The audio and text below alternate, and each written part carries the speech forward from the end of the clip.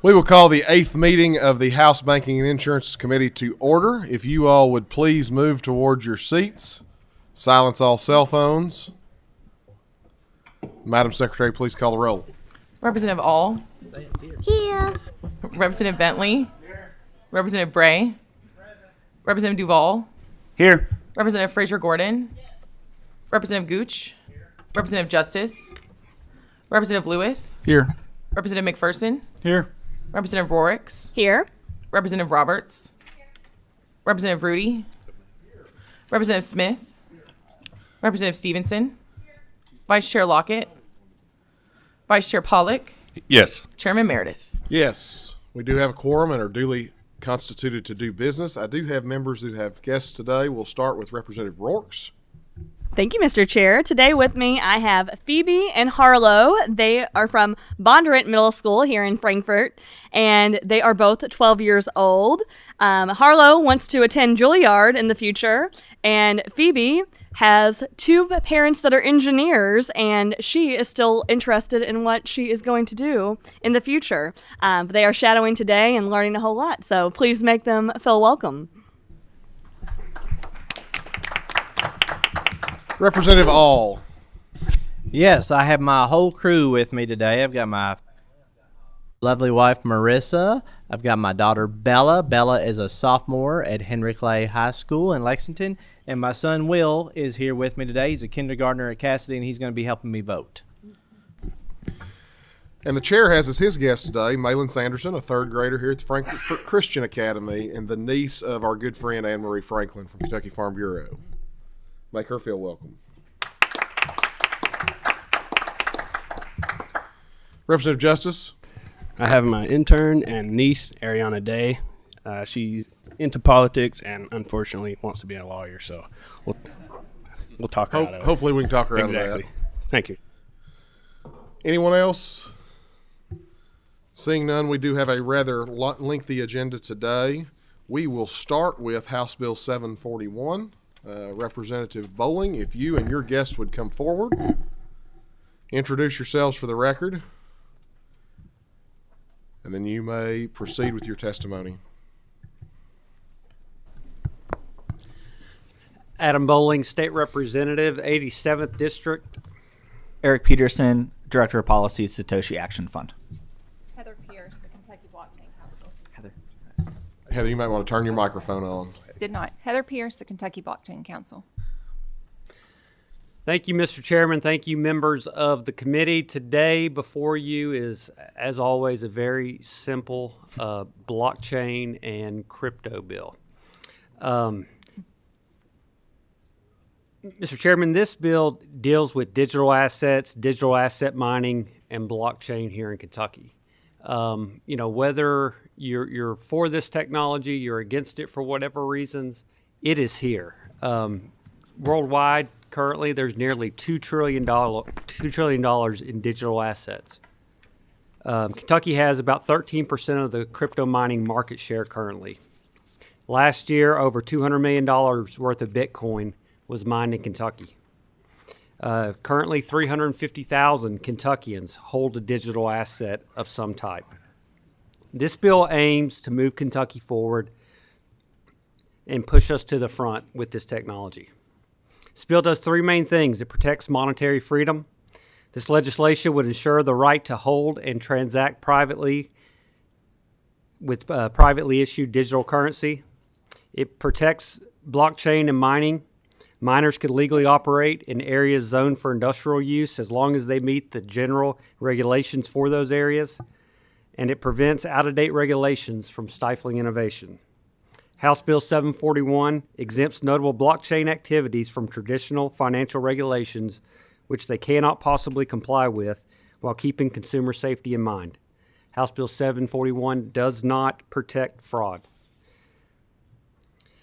Going by in this bill section to section, and I'm sure there'll be questions. Mr. Chairman, can I move adoption of the committee substitute? That is a motion for the committee substitute. We got a second on the committee substitute. The motion is from Representative Rudy. The second is from Representative Bray. All those in favor of adopting the sub say aye. Aye. Any opposed? Thank you, Mr. Chairman. Section 1, it deals mostly with definitions. It updates our definitions. It moves us towards the industry standards and the same definitions that are currently being looked at and adopted in other states. I believe currently this bill is running in 8 other states, and this is kind of where things are headed. Have a motion by Representative Bray and a second from Representative Rudy. Do I have members that have any questions on the bill? Speak now or forever hold your peace. Seeing none. Representative McPherson.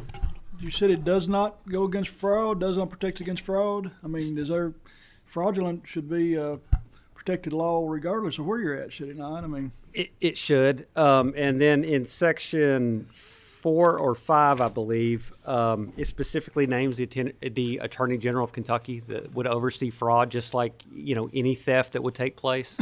So it's protected under the bigger umbrella. It's just not addressed. So that's what you're. Correct. So What's that? Page 4. okay. Yeah, so that's on page 4 of this, and basically it just, Eric, if you would like to speak on that. Yeah. Hi, Eric Peterson, Associate Action Fund.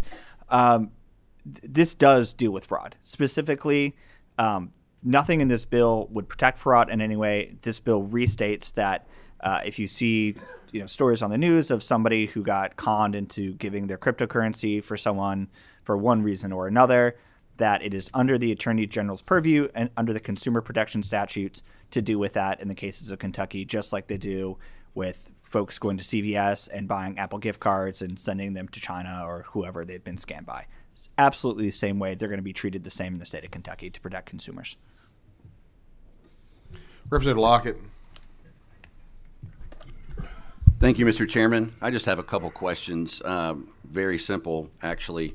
The first one is, and I don't see it, but I just want to make sure there is nothing in this bill that requires someone to accept a digital currency, correct? That is correct. Okay. Second question is, it looks like section 3, where it talks about the home digital asset mining. I didn't see anything in here that deals with the increased electricity that is required for mining. Can you kind of talk about that, about what effect that could have on the grid and so forth? Yeah. Home digital mining is going to have almost a negligible impact on the grid, no more than somebody running a regular computer, because quite frankly, the wires that go to your house don't allow for the same sort of electricity draw that the larger businesses have. The only concern is potentially noise. Let's say they're right next to your neighbor's wall. We put in this section specifically that municipalities can still regulate for noise to make sure that that is not happening. But the laws of physics would prevent you from causing a problem. Your governor will just switch off in your house, like if you're running your AC too much on a hot day. Representative Hall. I think that last question got half of mine, but I want to reiterate, there was a local business that was doing this, I think in like Powell County or something like that, where they created a lot of noise, and the neighbors were pretty upset, but this would allow the local governments, if they have zoning laws, to go ahead within their authority to regulate the noise pollution from some of these businesses. Is that correct? In fact, this legislation was written specifically to address that problem, where you are protected if you are in an industrial zone, because businesses in industrial zones, they create noise, they use a lot of energy. That's where we want these things. We absolutely do not want them next to a house, next to a school, next to a church. So if you're a local government official, you're going to look at this bill and say, I don't know where I want to put this thing. You'll read it. This is where it should go, where we have zoned it this way, is the only protection for these at all. And so our hope is by passing this legislation, we will never have any one of those stories happen in the state of Kentucky again. Thank you. We do have somebody signed up to speak in opposition. Audrey, if you want to come forward, introduce yourself for the record, and then you can proceed.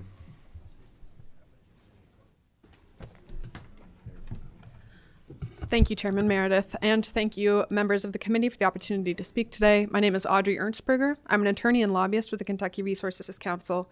The Council, as many of you know, is a nonprofit organization providing legal and technical assistance without charge to citizens and community groups on a range of energy and environmental related issues.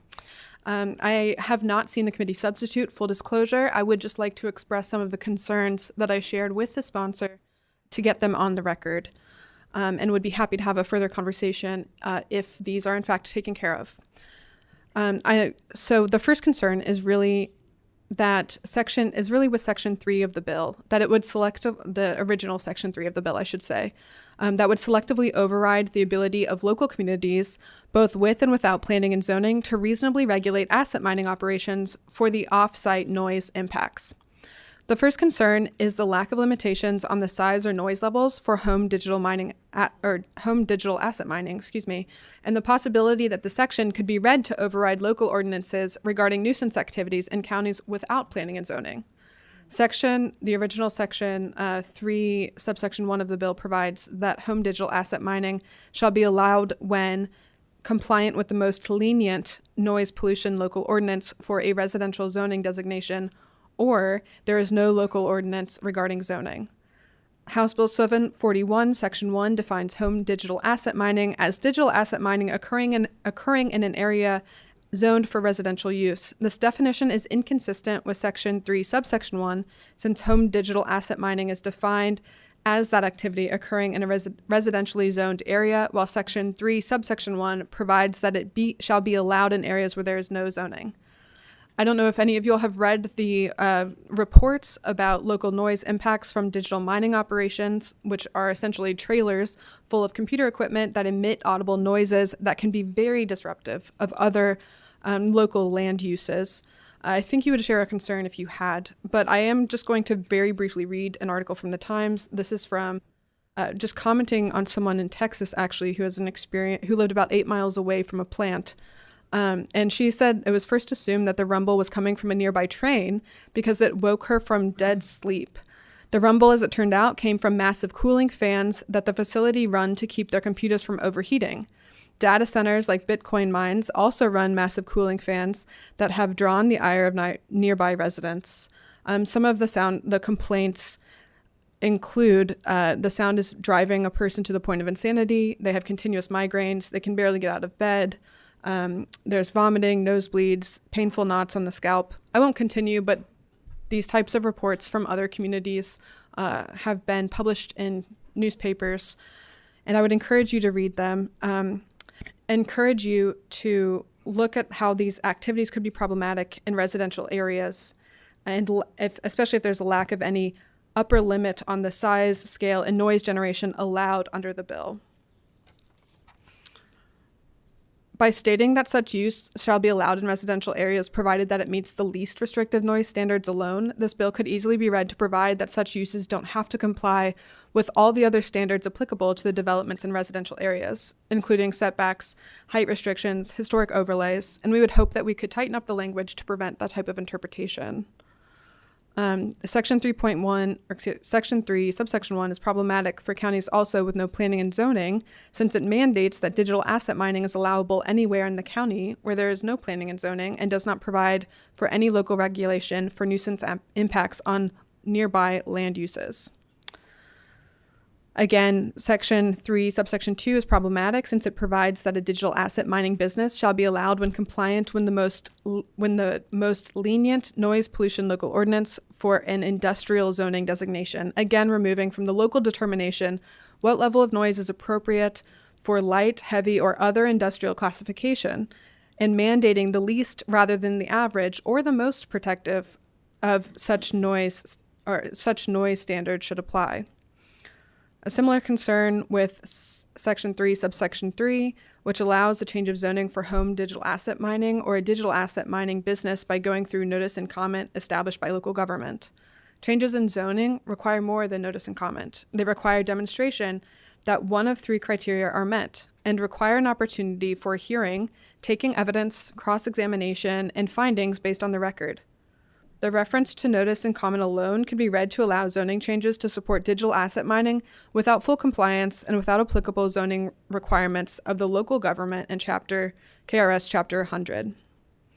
Finally, Section 3, Subsection 3, Part B, provides that on judicial review, a decision regarding a change in zoning could be reversed on a finding that the change occurred to discriminate against the home digital asset mining or digital asset mining business.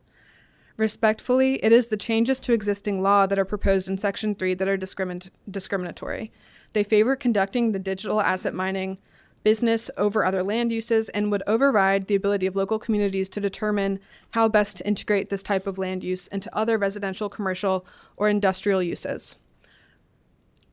I would just like to reiterate that we take no issue with the rest of the bill. It was simply Section 3 of the original bill. And if I see the committee substitute and these issues are addressed, please forgive me for wasting your time. Any other questions from members of the committee? Representative Hall. Do y'all want to respond to her comments or remarks?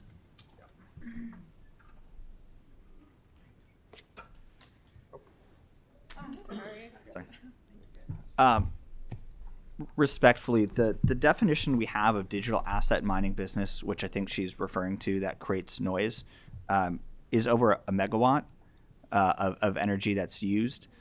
They are not protected in residential areas. They are only protected in industrial areas. So if you read any news story where people are claiming that the noise is loud or they're bothered by it, these are regulated in this legislation as digital asset mining businesses, where the only protection for them in this legislation is if they are zoned industrial and meet the qualifications for that industrial zone. Again, that does, in terms of meeting the requirements for that industrial zone, it does not stop any municipality from changing the laws that apply to that zone generally. The only thing this legislation stops is that you cannot write a law that says, for example, a Bitcoin mine has to be at 50 decibels and a sawmill can be at 70 decibels. We just think that's unfair and discriminatory. All we're asking, and all this legislation says, is that it has to meet the same requirements for industrial zone as every other business there. Apply by the same rules. Any other questions from members of the committee? Seeing none, Madam Secretary, please call the roll. Representative All. Pass. Representative Bentley. Yes. Representative Bray. Yes. Representative Duval. Yes. Representative Fraser Gordon. Yes. Representative Gooch. Yes. Representative Justice. Yes. Representative Lewis. Yes. Representative Lockett. Yes. Representative McPherson. Yes. Representative Pollock. Yes. Representative Rorix. Pass. Representative Roberts. Explain my pass vote, please. Go ahead. I too share concerns about the noise, and since noise in industrial businesses nearby residential areas has been a really big concern in my district, I think I need to learn a lot more about this before I cast a final vote. Thank you. Representative Rudy. Representative Smith. Yes. Representative Stevenson. Chairman Meredith. Yes. Motion passes with favorable expression, same should on the House floor. Thank you all for the presentation. Thank you. Next bill we're going to call on the agenda is Senate Bill 194, Senator Rocky Adams. If you and your guests would come to the table, please introduce yourselves for the record. And then you may proceed. Hi, thank you. My name is Julie Rocky Adams, and I represent Senate District 36. Jason Underwood on behalf of United Healthcare. And the bill you have before you today, Senate Bill 194, first of all, I want to say this bill is permissive. It is an in-coil model legislation, and it allows for a plan sponsor to allow an enrolled person to opt out of paperless communications at any time. Motion from Representative Bray, second Representative Lewis. Any questions from members of the committee? Seeing none, Madam Secretary, please call the roll. Good bill, yes. Representative All. Yes. Representative Bentley. Yes. Representative Bray. Yes. Representative Duval. Yes. Representative Fraser Gordon. Yes. Representative Gooch. Yes. Representative Justice. Yes. Representative Lewis. Yes. Representative Lockett. Yes. Representative McPherson. Yes. Representative Pollock. Yes. Representative Rorix. Yes. Representative Roberts. Yes. Representative Rudy. Representative Smith. Representative Stevenson. Chairman Meredith. Yes. Senate Bill 194 does pass with favorable expression. Same shit on the House floor. Thank you all. Next, Senator Westerfield, if you'll come forward, we'll take Senate Bill 111 first. So if you and your guests would come to the table, please introduce yourselves for the record, and then you may proceed. Just remember to hit the mic button there. Thank you, Chairman. Whitney Westerfield, State Senate, 3rd District. I'll have my guests introduce themselves quickly. I'm Michael Kidd Gilchrist, and I'm a stuttering advocate. I'm Joe Kraft, and I'm a friend of Michael Kidd Gilchrist. Hi, I'm Meg Shake. I'm an outpatient speech-language pathologist with UK Healthcare. Thank you, Mr. Chairman. I appreciate the opportunity for a hearing today. This is a bill that wasn't on my radar before about a year or so ago. A mutual friend of Michael and me connected the two of us and said, hey, would you listen to Michael? He's got an issue he wants to bring before the legislature. And I said, of course, it's Michael Kidd Gilchrist. And he talked to me about the need for changes to the policies we have governing stuttering. As you'll hear from Michael, he talks about, and his testimony is more powerful than any words I've got to say and to share, but he talks about how people are impacted by stuttering and how he himself has lived with a stutter, and he brought this bill to my attention. We started working with the drafter, Jessica, who is awesome, by the way, and I did not give you thanks in the Senate committee, but you deserve it. And I learned a ton. Also had Meg Shake with me, who's a therapist still now at the University of Kentucky, who worked with Michael at the time, and we learned that while there is stuttering coverage for some people in Kentucky, there are arbitrary limits and restrictions on what that coverage allows. It might cap the number of sessions you can have, but stuttering therapy might need to last for quite a lot longer than that cap would allow. It might vary depending on when you develop the stutter. If you're a child with a stutter or you've developed it later in life because of some incident, some other health issue. We believe that should change. As Meg has talked to me about and Michael's talked about, it affects about 1% of the population. And this bill is aimed at addressing those arbitrary limits and restrictions on coverage. I know that there's a proposed House substitute before you, and we can take that up whenever the chair is ready. I have a motion on the sub from Representative Bray, second Representative Frazier, I think I heard Frazier Gordon. I will just say the sub just deals with the defrayment issue. Yes, sir, it that does. We've talked about in this committee a lot, and that's what it is. So if there are no questions on the sub, all those in favor say aye. Any opposed? The sub is before us. Thank you, Chairman. I'll now turn it over to Michael to let him share with the committee. I want to thank you, Chairman, and I want to thank, the whole state of Kentucky, actually, right now. While, I have this opportunity, I know those probably think I bleed blue, right? But, this state, these people, adults, children, has always been my second home. I would have never thought that I would ever have this opportunity to make change at this level. And in 2010, I made a commitment to Kentucky, not also the university, but the state. And as my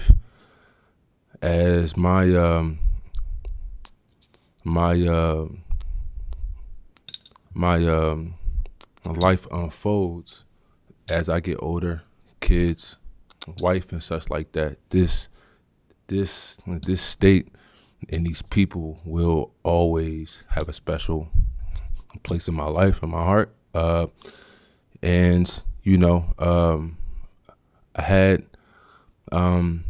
had seen this need from afar at first, at UK, and not knowing the magnitude of the need at first, but me being a leader not only in my family but in the state. You know, that's a strong commitment that, you know, I'm gonna make now, and also, you know, for the rest of my life. So I appreciate just being heard, you know, on behalf of 1% of our population as people who stutter. So yeah, man, that's why I'm up here today.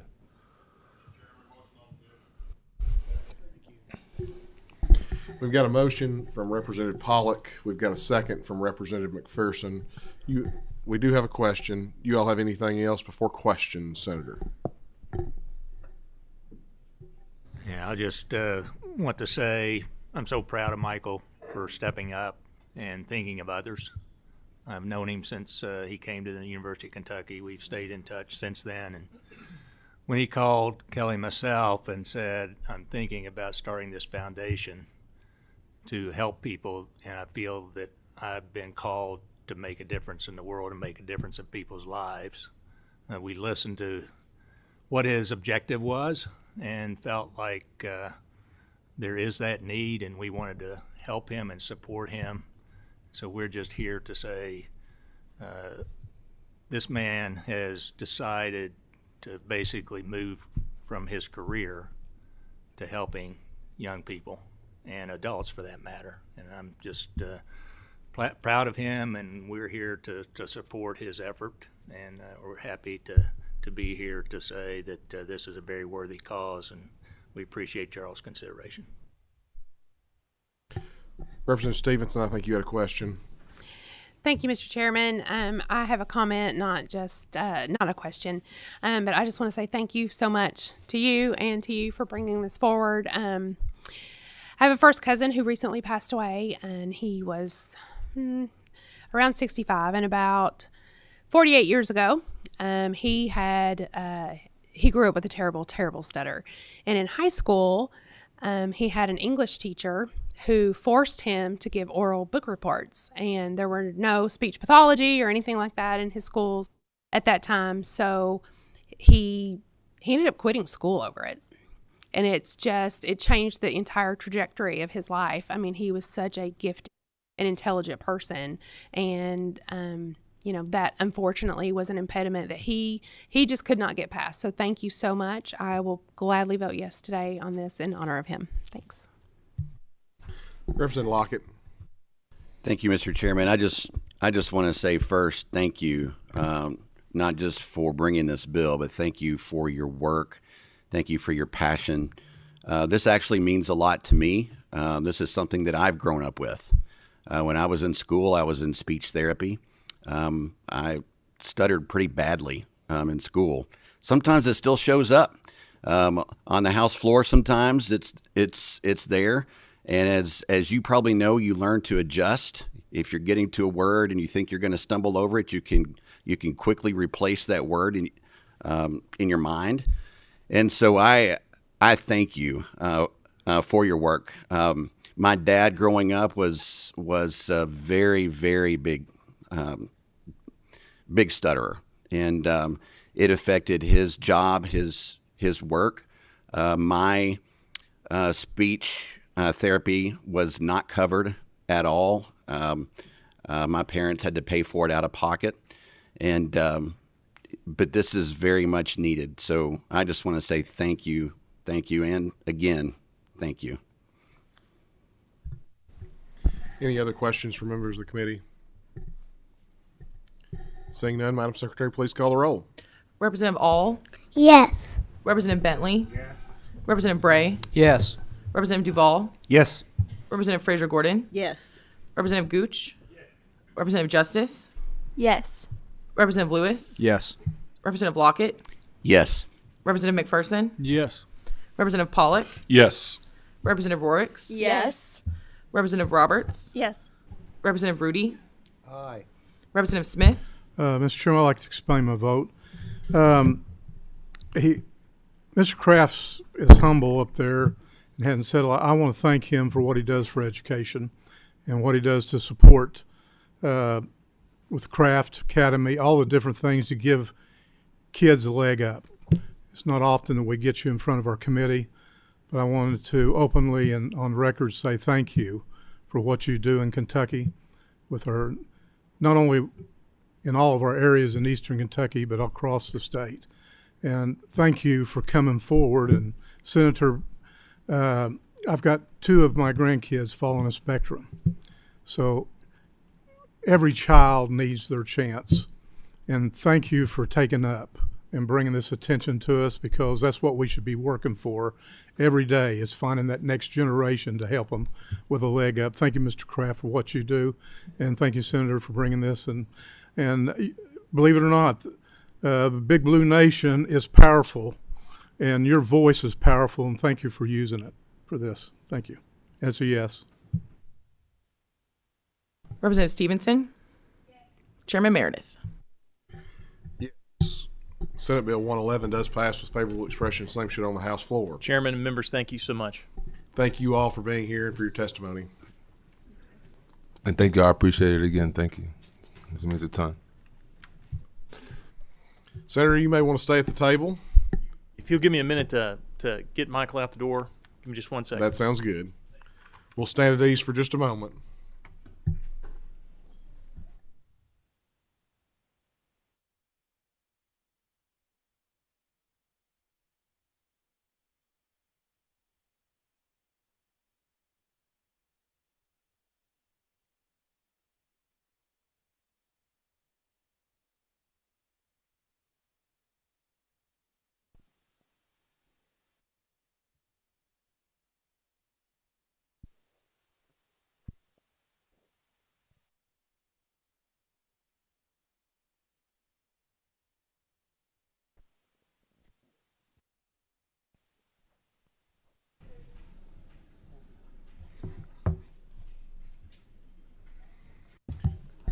As a matter of privilege, while we're standing at ease, I would like to introduce, I do have a few guests that have slipped into the meeting here in the last few minutes. My freshman basketball coach, teacher at Edmonson County High School, in the Jobs for America graduate program, Mr. Kyle Pierce is sitting back towards the back of the room. He has with him Dathan Janes, a student at Edmonson County High School as well. And there are 2 young ladies that had slip out, but I think we'll slip back in just a minute. Miss Jenna Cook and Miss Maggie Cassidy, who will be back with us in a few minutes. Interestingly enough, I believe that Jenna is second cousins with the senator, Senator Westerfield, who is before us right now as well. So kind of an interesting turn of events there. Thank you all for being here.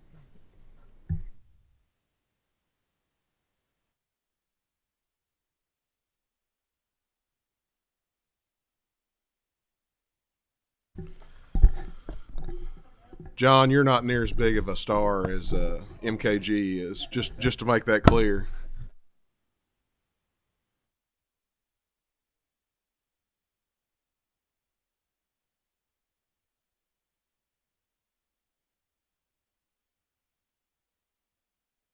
As she should be.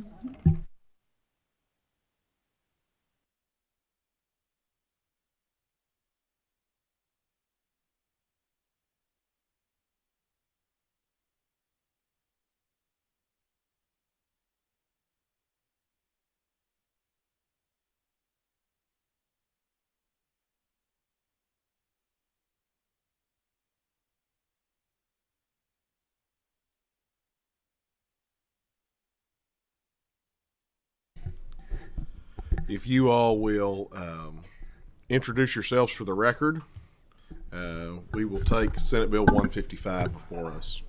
Thank you, Mr. Chairman. Senator Whitney Westerfield for the 3rd Senate District. John McGarvey, Uniform Law Commissioner from Kentucky. Tim Shank, Kentucky Bankers Association. Please proceed. Thank you, Chairman. Senate Bill 155 is a bill that I filed last year, filed again this year, to make what I think are important updates to the Uniform Commercial Code. Uniform Commercial Code's been around for 70 years? Since 1960. Okay, pretty close. It governs how businesses interact with one another. And it gives them, and I'm going to steal some of your script here, it gives them a uniform set of rules to operate from state to state, jurisdiction to jurisdiction. That's why they call it the Uniform Commercial Code. We've made amendments and changes to the UCC many times since the 1960s when it was first enacted. The whole attempt or the whole point of making those updates is to address new and emerging ways of doing business.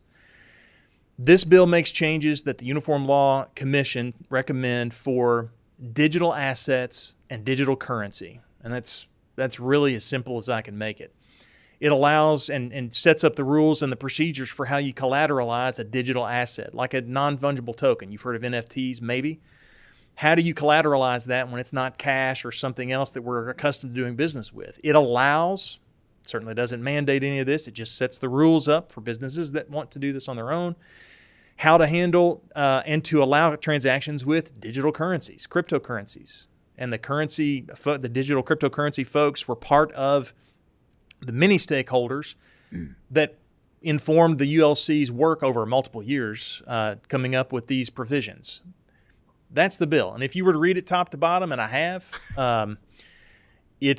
there's a lot of detail, but it's all aimed at those new and emerging technologies and allowing businesses to use them if they wish and to set up the rules for doing so. I did add, it is the second to last section of the bill, 1 sentence long, to address concerns that came up last year. And I hate to get into it, but I feel like I got to get into it just to make sure you don't have any worries about it. Last year, there was the conspiracy involved. It came after this same bill came up in South Dakota. The governor at the time vetoed that bill. That caught fire. And particularly on the conservative side of the world, of the media world, talked about how this was some effort to create a central bank digital currency. That's not what this bill does. That's not what this bill can do. That's not what we as a legislature at the state level can do. And the section, that one sentence, thank you all, that one sentence says that this bill is not doing that. I have a motion from Representative Roberts, a second from Representative Stevenson. Do members have any questions on the bill? Seeing none, Madam Secretary, please call the roll. Representative All? Yes. Representative Bentley? Yes. Representative Bray? Representative Duval? Yes. Representative Fraser Gordon? Representative Gooch?